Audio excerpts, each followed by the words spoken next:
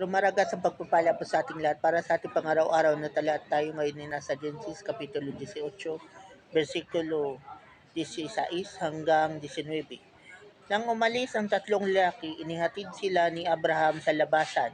Umahon sila sa isang dako na matatanaw ang Sodoma. Sinabi ni Yahweh, hindi ko dapat ilihim kay Abraham ang aking gagawin. Yamang pinili ko siya maging ama ng isang makapangyarihang bansa.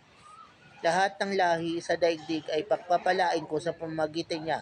Pinili ko siya upang ipasunod niya sa niyang lahi ang aking mga utos sa pamamagitan ng paggawa ng mabuti, pagpapairal ng katarungan, sa gayoyn patutupad ko ang aking pangako sa kanya.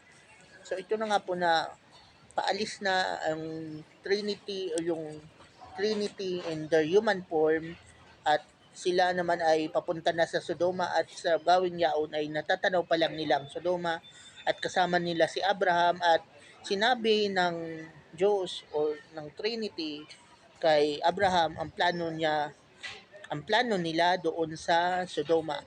At hindi lang yun.